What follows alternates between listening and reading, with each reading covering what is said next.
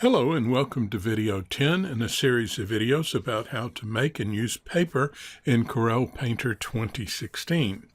Okay, so we learned how to make a paper seamless in the last video. And what I want to do now is make a paper that's much more complex than what we were doing before. Now, in this case, before I'd been making paper that was fairly small. It was like 250 by 250 pixels on a side. But when I paint, I usually paint larger than that. So I start making papers that are 1,000 pixels by 1,000 pixels on a side.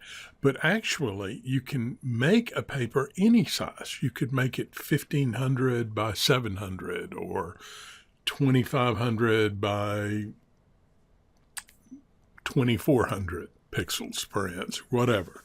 You can do any number of sizes. Just keep the pixels per inch at 100 because that's where Painter's going to place it anyway. So I'm going to start with 1,000 by 1,000. What I was trying to say too, let me go back for a second. When I said you can make it any size, like 1,400 by 700 or whatever, that means if you're making a particular painting, and let's say the painting is going to wind up being 14 inches by 7 inches or something like that, or we'll double that, 28 inches by 14 inches. You can actually make the paper to be the same size as the image. That way you won't really have any repetitive patterns inside of the paper.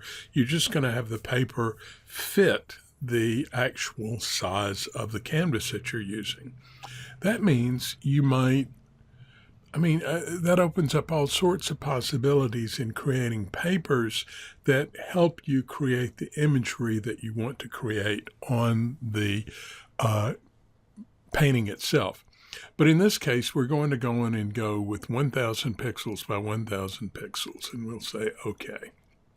I'm going to drag that over and make it a little bit larger.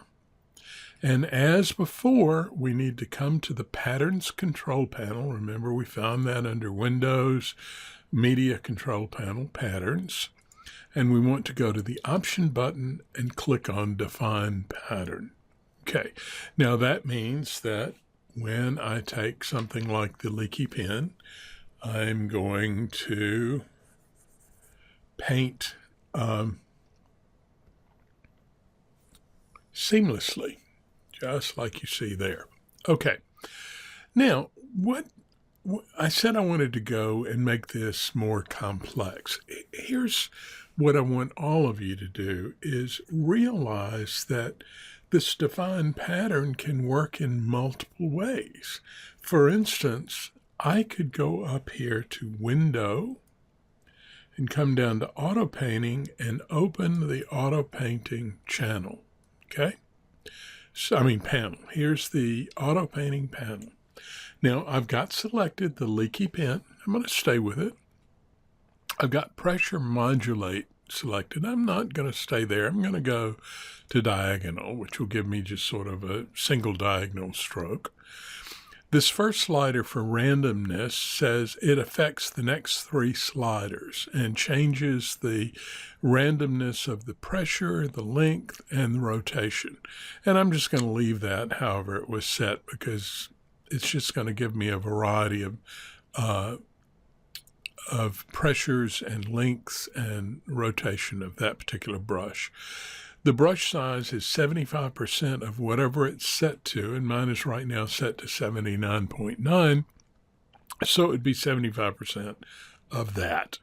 And the speed, I've got it 100%. Now, I like to usually drop my speed a little bit, just so that it doesn't happen so fast, because I want to stop it at some point. I don't want it to just fill the page up. And we click on play, and it begins to play. Okay, now that one didn't come out very good to me. So what I need to do is reduce the size of the brush, and I'm going to change the color from black to gray. And I'm going to try that once again. And now look what I'm getting, a totally different kind of look. Is this image seamless? Well, we set up define pattern. We hold down the shift and the spacebar keys at the same time, and we can drag it, and sure enough, it is seamless. So here we have the option of taking our brushes, and let's take this one to hatch, and I'm going to select the thick and thin, and actually I'm going to take the color to a lighter gray, and we'll just hit play, and that's what I'm beginning to get with that. So I'm getting a totally different look.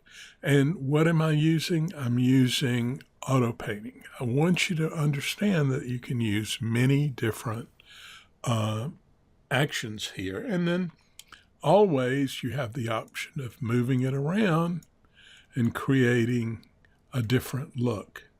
Okay?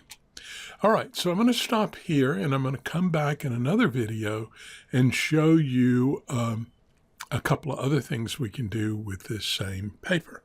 All right, talk to you soon. Bye-bye.